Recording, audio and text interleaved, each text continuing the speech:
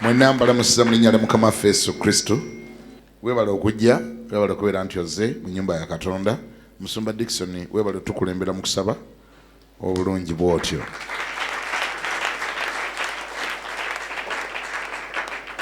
Kaakati ne bw'otuulako ko. Ne bw'otuulako.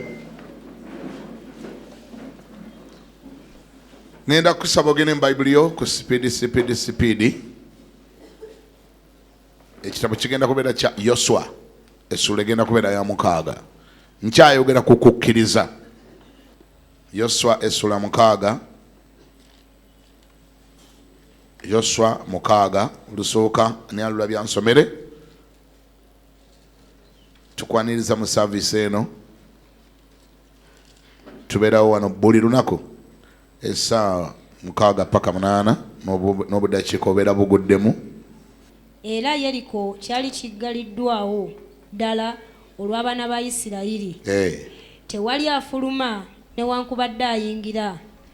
Mukama n'agamba Yoswa nti laba nkukiwadde mu mukono gwo Jericho ne kabaka waamu n'abazira ab'amaanyi.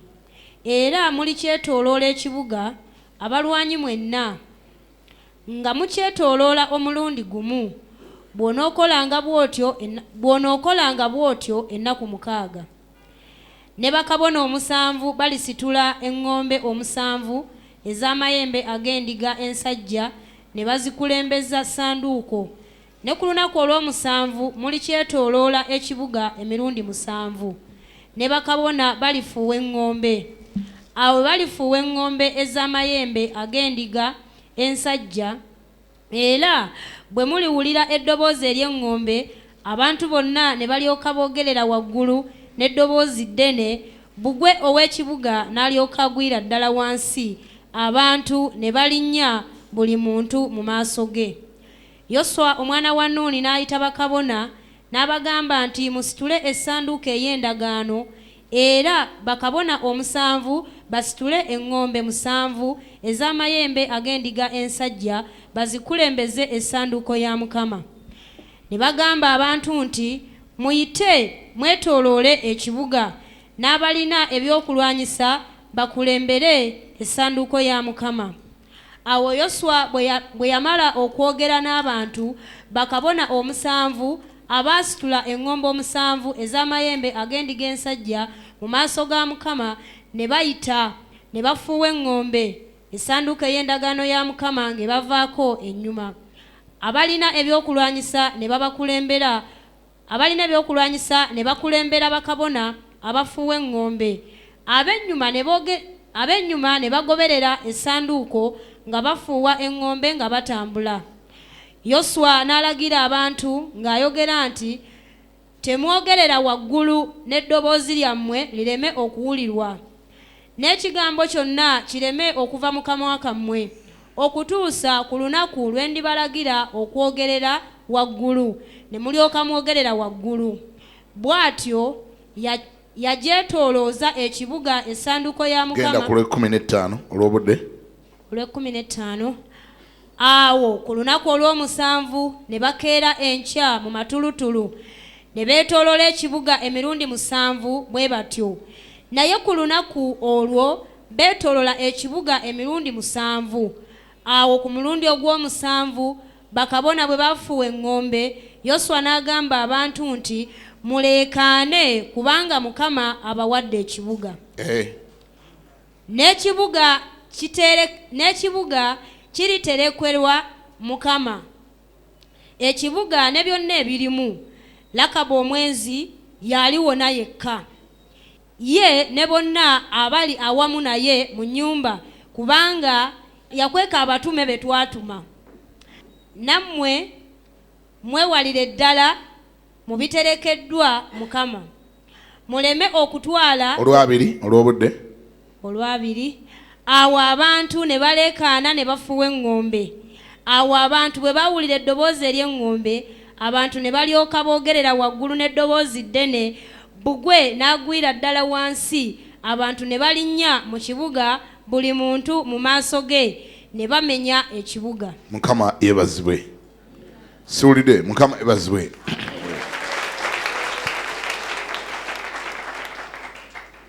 Basaba nibanya batusomye bingi kubanga njagadde gwe atasomanga okko nawe ofuna opportunity okumanya ku kyafaayo kino oba ku story eno oba ku bigambo bino nawe obere ku page yemu n'abali basomye okko kama ebazwe.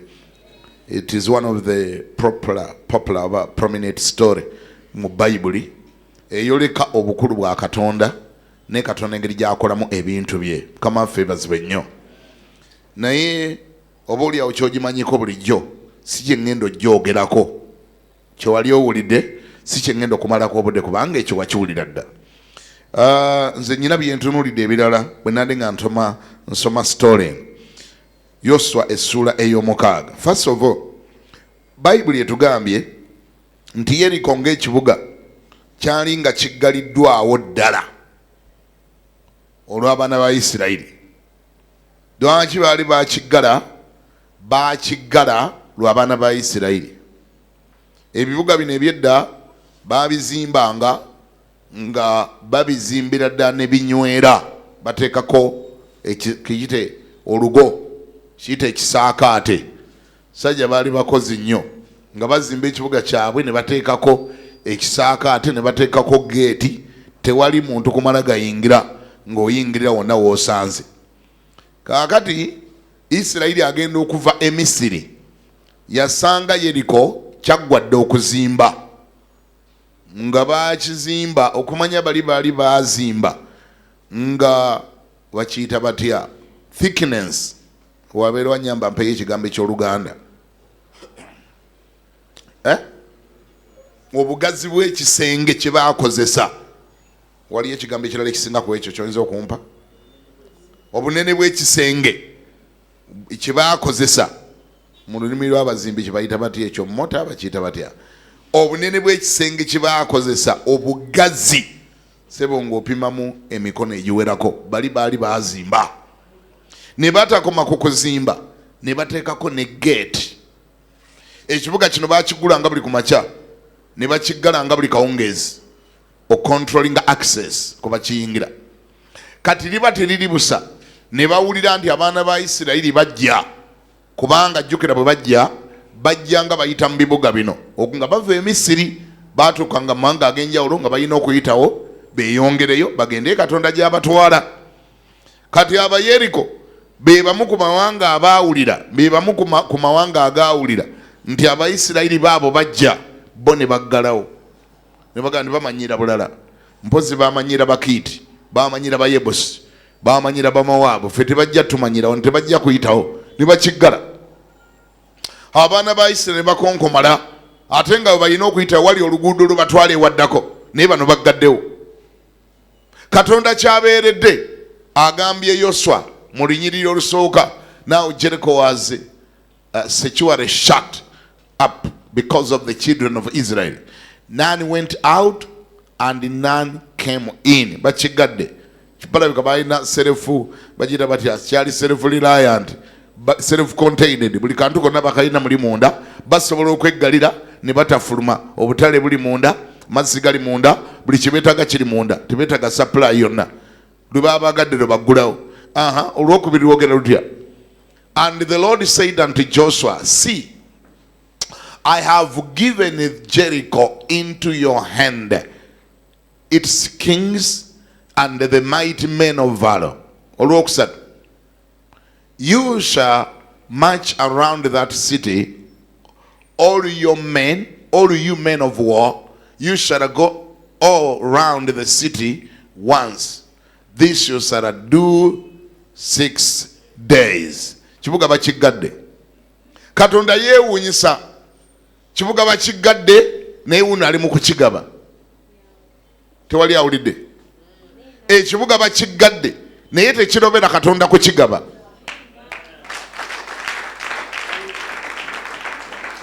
Ekibuga bakigadde naye Katonda omuyinza abuli kantu era wuno akigaba. It doesn't matter kiki kye baggala, baani abaakiggala, batandika ddyo kiggala, lwaki baakiggala, ani gwe baggalira. Katonda bw'asalawo kigaba era asigala akigalaga nkikuwadde. Wali awulya ngambeko nti amiina? simanyi kiki ekyo ky'osabira kyonga ndi musumba ekintu kino nkisabidde naye nga walabika tiwali access nga walabika sina wentandikira nga kirabika kiriko bannannyini kyo ani yagandi Katonda alina kugabanga ebyo byokka ebitaliko bannannyini byo bw'asalawo kigaba ne bwekibako bannannyini kyakigaba naga nti kyo nkikuwadde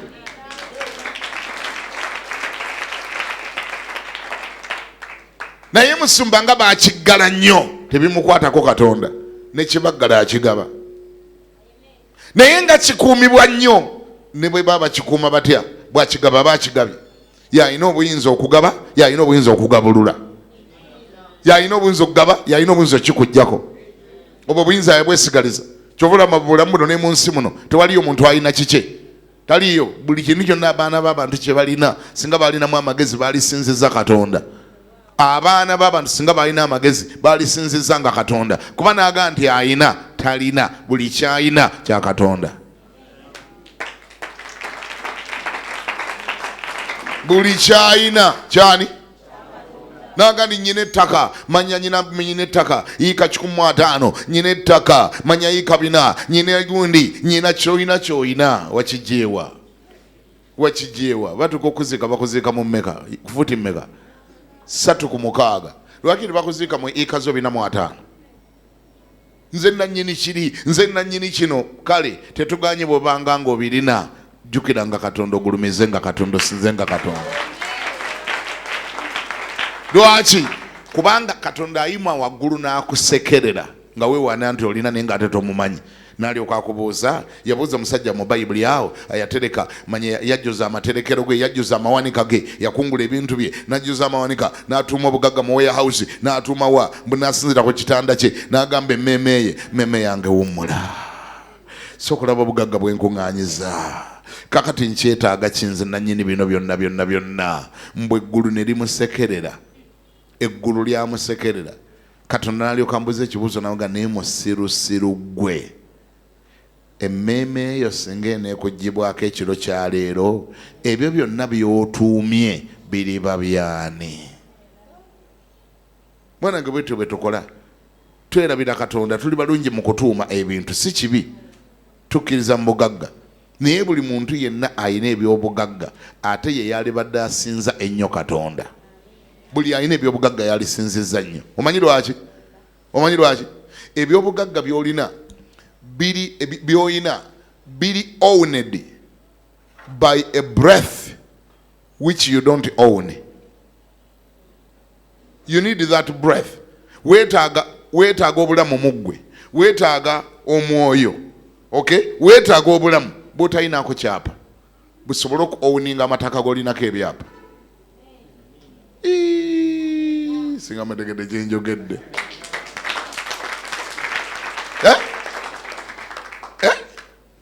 emmotoka z'olina zo ziriko license era kuliko ne insurance okulaga insurance kitegeeza insurance creates assurance sibe kiba kintu ekyo nkirina era n'emmotoka ene bwebanga egudde waliwo kampuni gye nasasula eginziriza waliwo awo ekika kya insurance awo gye basasula njerabidde kubanga sigirina mbuyo ekibeera kyonna ku mmotoka bagikuddiza yonna comprehensive mwebale mukanzijukiza mukanguliranga nange nemba nako mukama yebazibwe comprehensive era abantu bawuliranga beewanaga eyange erina comprehensive insurance nomubuuza ate obulamu bwo emmotoka ye erina comprehensive ate ggwe ye bamulimbalimbayo naka life insurance nombuuza ndi kakati ye emmotoka bweba egudde bagikuddiza ate buno obulamu nga bugudde nabo babukuddiza wa baga tujja biwa abazzukulu bo tujja kufuna engeri gye tuyiyayiyamu awo abazzukulu tubasanyuse n'abaana bo kitegeeza tebalina kye bakuguziza wali ategera byenjogera bagezaako okuguza kye batalina bagezaako okutunda kye batalina ba insurance mu nsonyi tumugandi mbayingiridde nnyo namwe muli mu kuyiiya mutetenkanya naye batunda kye batalina kuba emmoroka bazizzaawo ate obulamu tebabukola batya dwaki abulinako control ali eri waggulu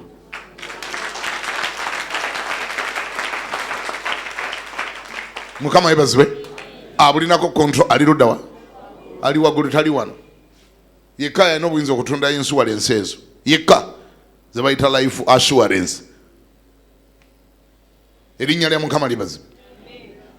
Yesu ekyagamba omusajja oli, omusajja agamba mmeme yange katuwummula sokola bibye tukuŋŋaanyiza nkyetaaga kinze sikyalina kye neetaaga namuga naye musirusiru gwe ebintu byo obituumye by'obirina naye mmeme eyo singa badde ekuggiddwako ekiro ky'olwaleero kubanga togiinako control tewasasula toyina lisiiti ya bulamu toyina yadde kasitiika kale emmoroka ye erina sitiika osobola okusomako n'ogamba nti nkyabulwayo emyezi 3 naye gwe bwe weekeberako kasitiika akakoba akateeka sayidi ki koga nti obulwayo emyaka 5 kali luddawa tuli ku mmase tuli ku kisa kya musajja oli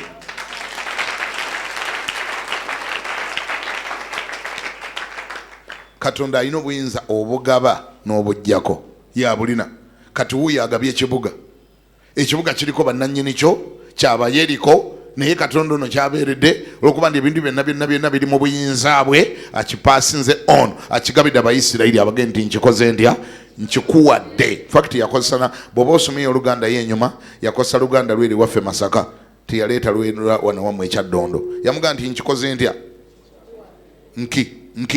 nkikuwadde Yoswa bakigadde beekuumye nnyo balabika nga bamaanyi nnyo balabika nga bagumu nnyo balabika nga batanyenyezeka naye mu buyinza bwange obwa Katonda nkikuwadde osubira oga nti amiina kikuwadde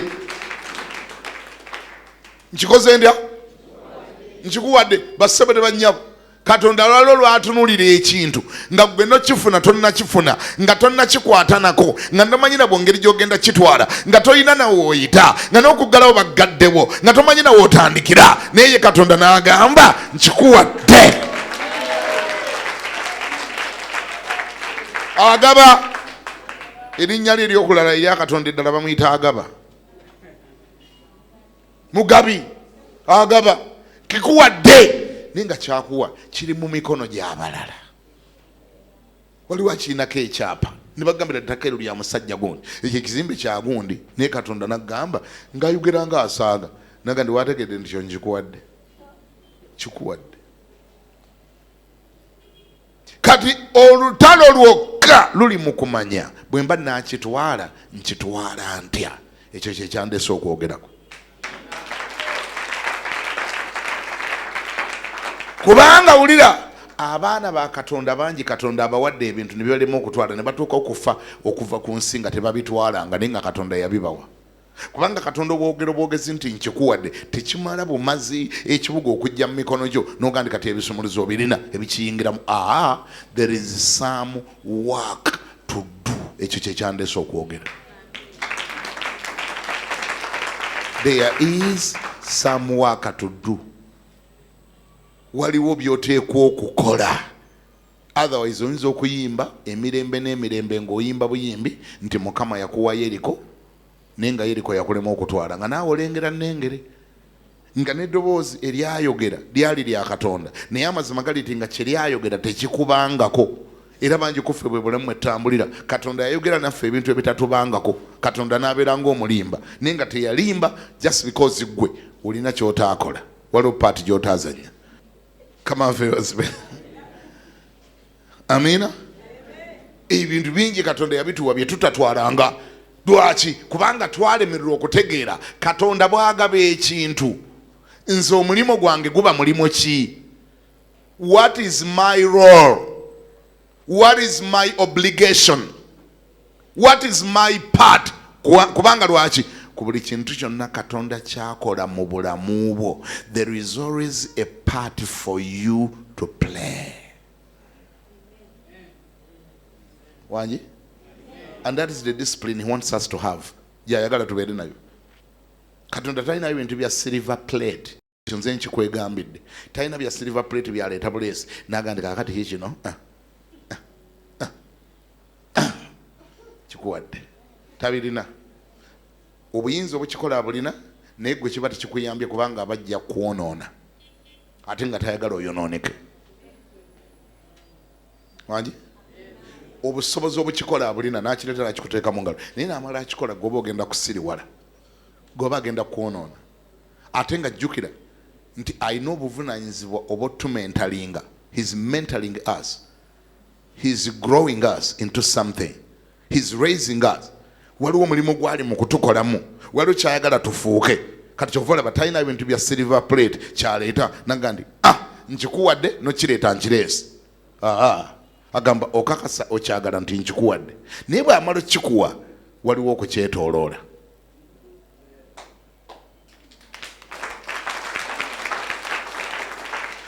Waliyo kola ki? Okikuwa kwa Katonda okukyetooloola kukwo.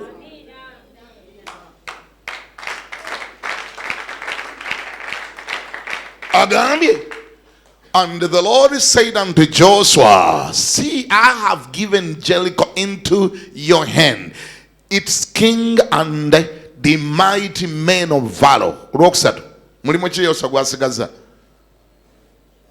You shall march around that city, all you men of war. You shall go all around the city once. This you shall do for 6 days. Ani achigabye?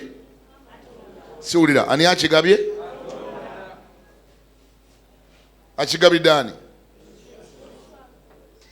Olaba otya nga Yoswa tategedde bakitwala batya.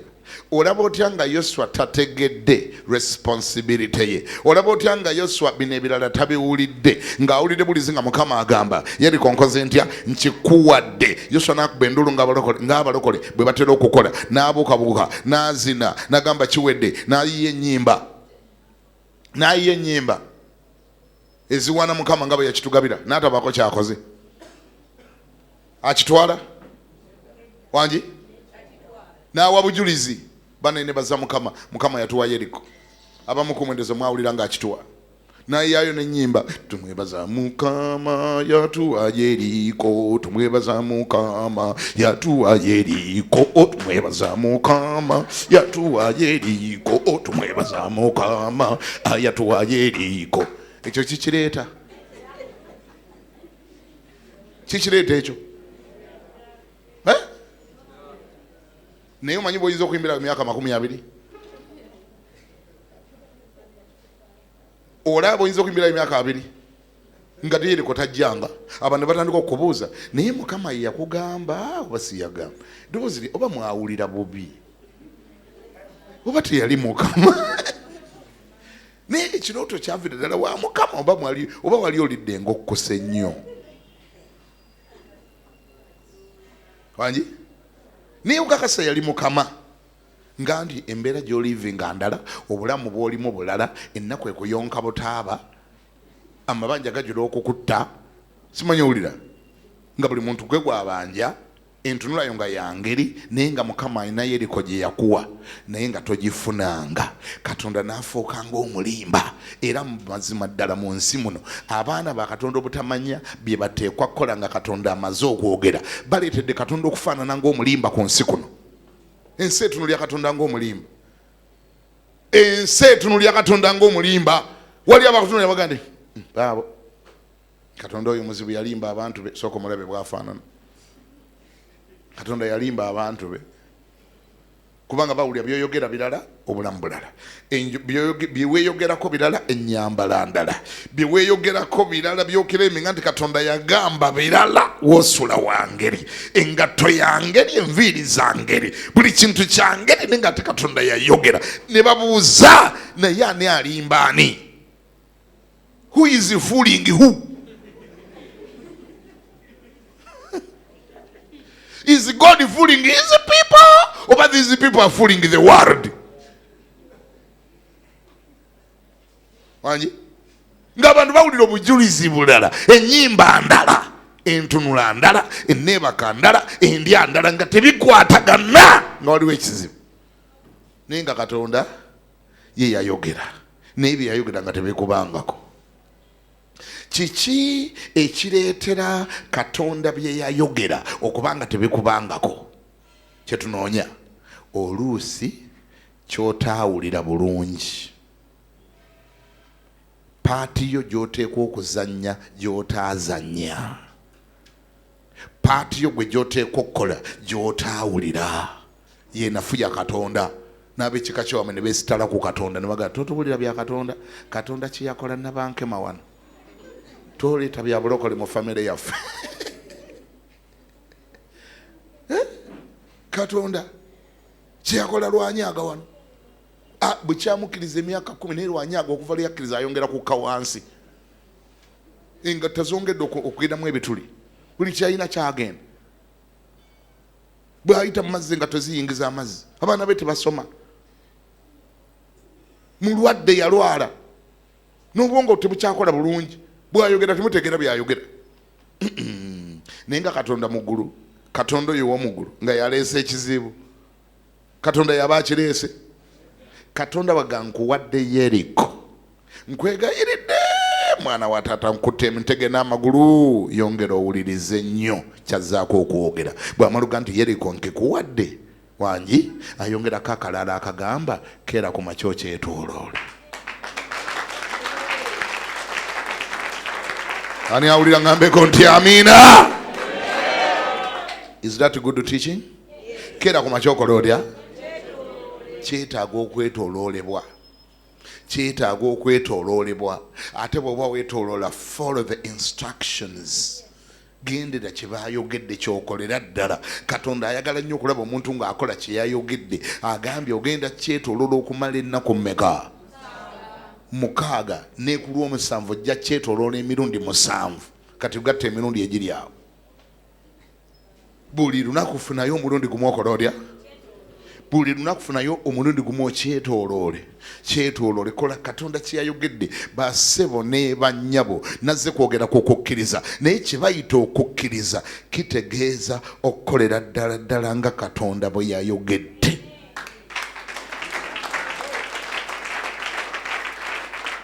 Wangi? Faith. Ekyo kyowulya ekigambo kye bayita faith. Faith is no other but obedience. Obedience. Kogere nkawulira ako. Obedience. Simple. The definition of faith is obedience. If you cannot obey, forget about faith. Faith is obedience. Obedience erabikira muki? Mu kikolwa ky'oli mukola Katonda kye yalagidde okole. That's faith. Kati ekibuuzo, mu kikolwa kye yaŋŋambye okukola mulimu amaanyi agampa kye njagala? Genda empola. Mu kikolwa mulimu amaanyi? Ogera amazima. Mwegali? Bwe neetoola bwe nti ng'ekibuga kiri okakigwa. Bangambye nkikola ndya? Bangambye nkola ndya? Kati olwetooloola nga kino ekibuga kigwa.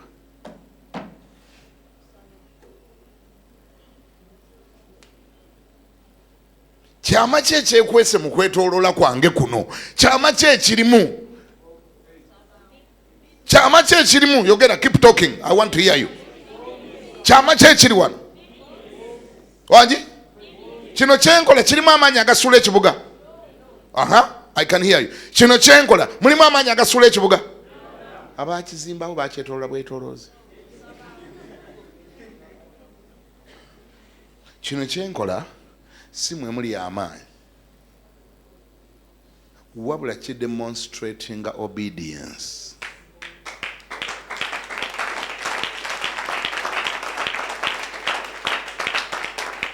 Wangi?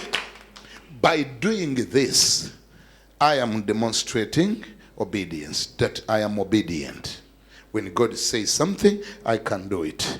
Kituufu kirabika nga kya busiru naye kiraga obugonvu. Kirabika nga nze atakola bulungi, obwongo bulinga obutaliiko waya bulungi, waya ziringa ezitaliiko, naye mu kukikola Katonda eri anyumirwaga naye omwana wange oyo agonda bannange. Namugambye okukyetooloola laba bwakola atya, laba bwakyetooloola.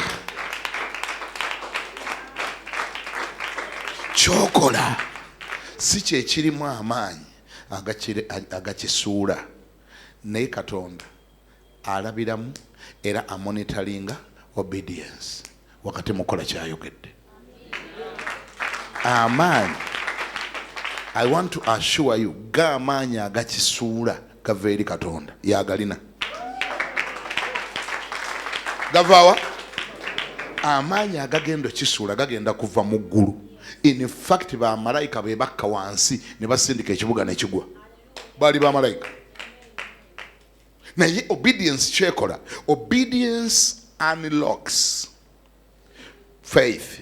Obedience demonstrates that I am obeying. Obedience assures the angels nti ngonze I qualify for what I am praying for. I qualify. Bamalayika ne balyoka bava mu ggulu nga mulengere kyakola. Eggulu ne libuuza, Katonda n'abuuza bamalayika, kati mulinda ki? He has done his part.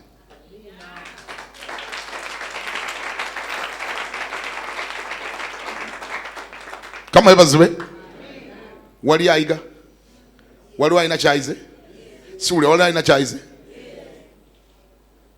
Buli Jericho Katonda gwagaba abaako omulimu gw'okukola.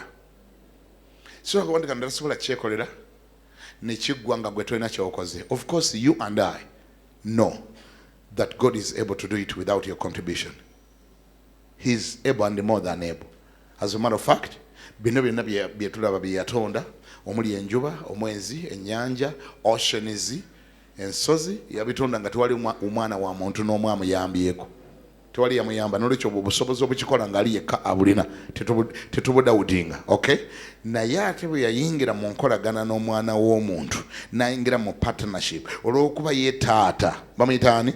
Taata, a good father will always desire to do things with a son. A good father. Anji? Taata omutuufu tayinza kukwata mwana n'amusenya amannyo. Amugulira kasenya ne toothpaste n'amugamba teekako osenya amannyo. Nitayinza kuddira ddagala n'aliteekako, n'addira omwana wa myaka 10 n'atandika okumusenya amannyo. Aba amaze omusiriwaza. Kati taata ayagala okukakasa nga omwana naye akola. Kyova nga Yesu yagamba, kitange akola okutuusa kaakano, nange nkola ntya? Nkola. Nange nkola. That is the principle of the father.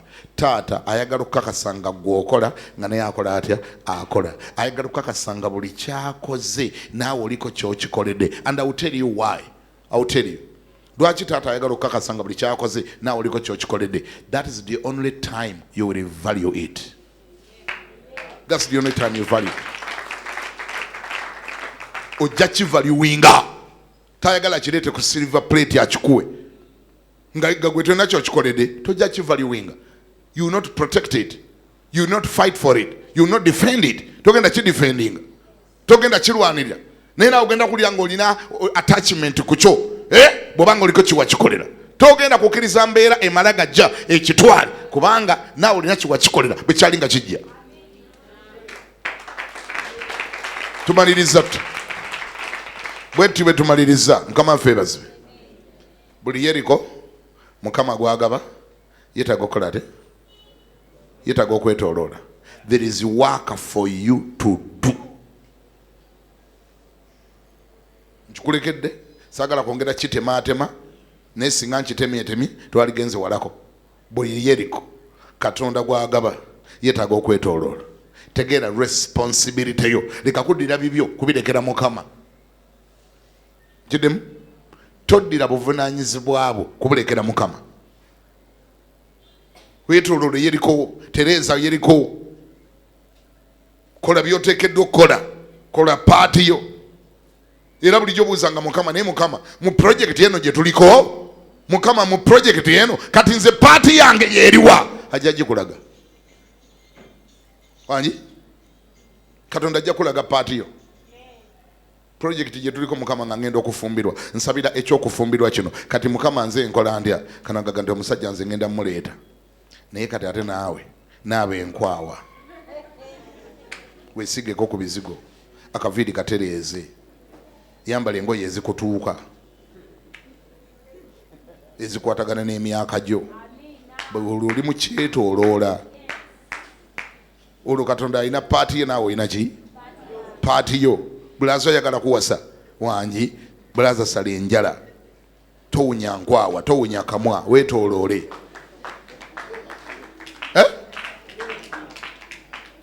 fuukako ka perfume enyumba yo gipangise mubirimu ekitanda likabirekera Katonda nze nabirekera Mukama byonna yagenda okubikola. Ntera okubawulira aboogera bwe bati ebyo nabirekera ani n'obuvunaanyizibwa bwabwe bonna babulekera Mukama. Aganze ebintu ebyatuuka nabirekera Mukama. Kati gwe okole ki? Wabirekera Mukama gwe tokyalina kwokola byonna wabirekera ani? Era omusiŋŋanira ddala n'omutunulira ng'alabika yabirekera Mukama. Wangi yabirekera ani? Engoye za ngeri, essaati ya ngeri, engatto za ngeri, tajjukira ddudu yasimbayo kusenya mannyo, akamwa kawunya, enkwawa ziwunya, wamma ddala nga yabirekera Mukama. Gundi totusiriwalako tobirekera Mukama. Kola paati yo ne Katonda agenda kukola paati ye. Ani awulira ngambeko nti amiina? Sister yambala engoye zikutuuka siba wato liko omuntu ategeere figa ya kikula ki eyo aleme kuddawo okuteebereza bannange oba figa eri omwo ya kikula ki.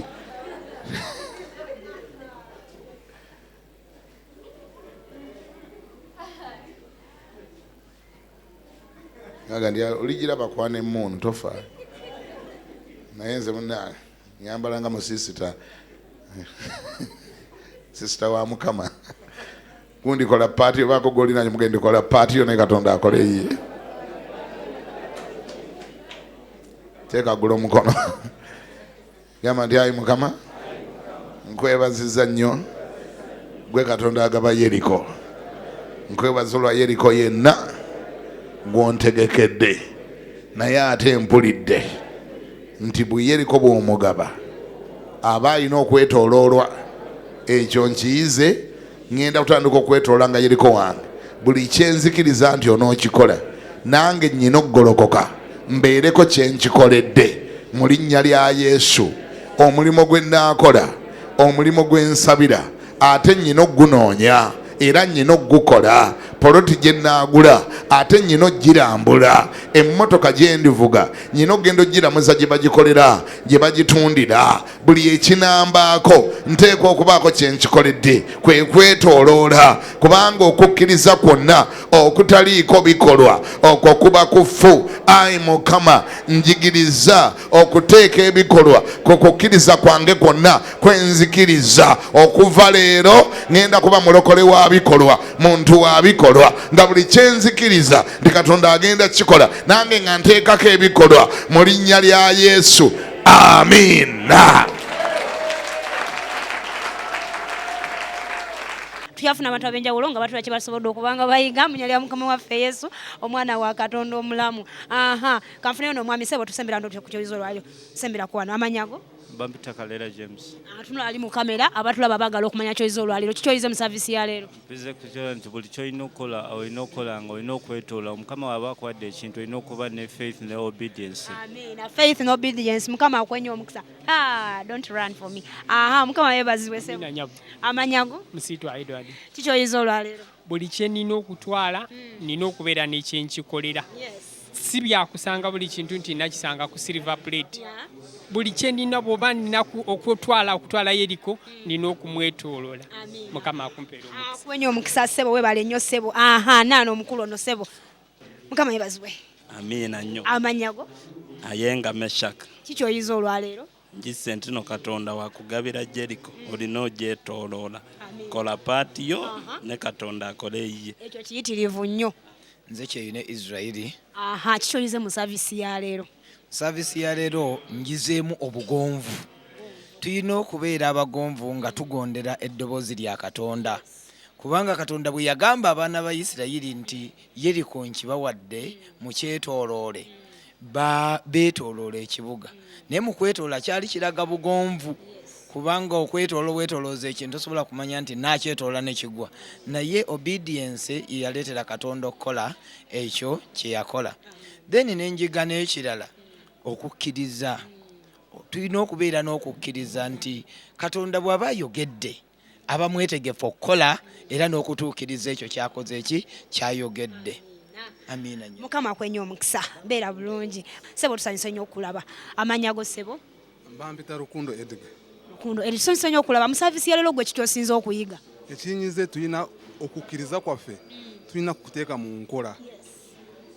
Bwe tuba tukkiriza kintu olina okulaba nti naawe ogendera mu kukkiriza n'okola awo Katonda wakukwatirako n'otuukiriza kyekikulu kyenyize. Amiina. Mukama akwenye omukisa beera bulungi. Bannange abagola balungi tetugenda kusika wano tugenda kubanga tukoma wano ate programu yaffe yakyoyize bwe tusobodde okubanga tulabika amanya Montake awamu ne Uncle Deus bwe tambudde olwaleero. Naawe twegateeko bulijjo okuva ku Monday paka Saturday wano e Nakasero ku Sancha wa Fellowship mu program The Great Lunch Hour Fellowship n'omukadde waffe Bishop David Kiganda. Tujja kusinkana olunaku olw'enkya Katonda waffe abatukuumire.